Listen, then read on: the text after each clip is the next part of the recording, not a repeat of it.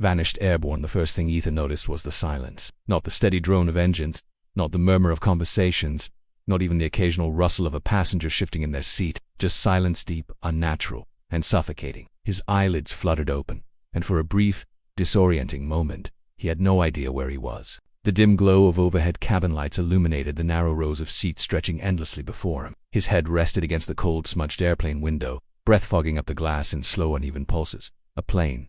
He was on a plane. His muscles tensed. He didn't remember boarding. His heart pounded against his ribs as he sat up, blinking rapidly, his gaze darting around. Everything looked normal. Passengers seated, tray tables locked, seatbelt signs glowing faintly above, but something felt off, a wrongness that settled deep into his bones. He turned his head slightly, stealing glances at the people around him. That's when he saw it, the passengers. Their clothes too clean, too pressed, too dated. The man across the aisle wore a three-piece suit with absurdly wide lapels, his mustache neatly groomed like something straight out of a black-and-white detective film. A woman near the window had a teased-up hairstyle, her makeup thick and powdered, as though she had stepped right out of an 80s magazine. Even the few magazine's passengers held bore-faded covers with long-dead celebrities and events that should have been ancient history.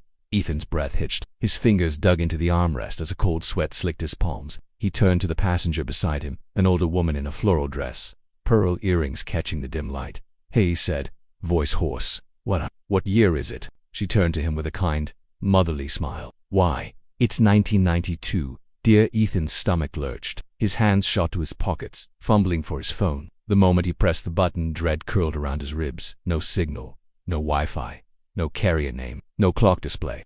Just a dead, black screen, as if the phone had never existed.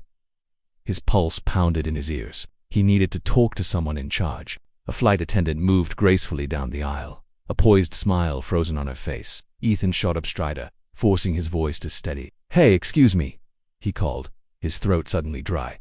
"What flight is this?" She paused, tilting her head ever so slightly. "No need to worry, sir." Her voice was soft, too soft, as if rehearsed. "We'll be landing soon." Ethan swallowed. "Land in where?" The smile on her lips barely shifted, but something about it sent a chill through him. "Back where we were lost." A shiver ran down his spine. His knuckles whitened against the armrest. He could feel his heart hammering in his chest, a primal instinct screaming at him that something was very, very wrong. The plane rumbled slightly as it began its descent. With slow, measured breaths, Ethan turned his gaze toward the window. Outside, the sky stretched on in an endless sea of black, no stars, no city lights below, just an abyss. His throat tightened. They should have been seeing land by now. Airport lights. Something. His fingers trembled as he pressed his forehead to the glass, and then he saw it. A flash of white beneath him, barely visible in the darkness. A shape, unmoving, resting in the vast, empty ocean. His stomach twisted. It was a wreck. His own reflection in the glass, distorted as his pupils dilated in horror. The wreckage below came into sharper focus, twisted metal, broken wings, the torn remnants of an airplane tail, half submerged in the water. Ethan's breath caught in his throat.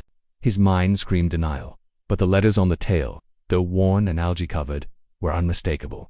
It was this plane. A strangled sound left his throat. His eyes darted across the wreckage, scanning Sir Scintilla's gaze locked onto something impossible. A figure still strapped into a seat, slumped, limbs floating eerily in the current. A man, his own face. Pale, lifeless, eyes frozen open, staring eternally into nothing. Ethan's body locked in place, a numbness spreading through his limbs like ice.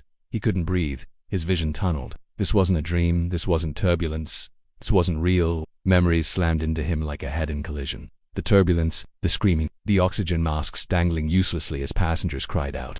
The gut-wrenching tilt of the plane as it plummeted toward the ocean. The final, deafening impact, the cold water swallowing him whole. This flight never continued. It never landed. Ethan turned back to the cabin, his vision blurring with panic, his breath coming in rapid, uneven gasps. The passengers were still chatting, smiling, oblivious, or what? His heart pounded as the seatbelt sign flickered, and the intercom crackled to life. "Ladies and gentlemen," a voice announced, smooth and eerily calm. "We will be landing shortly. Please prepare for arrival." Ethan shot to his feet. No, this wasn't right.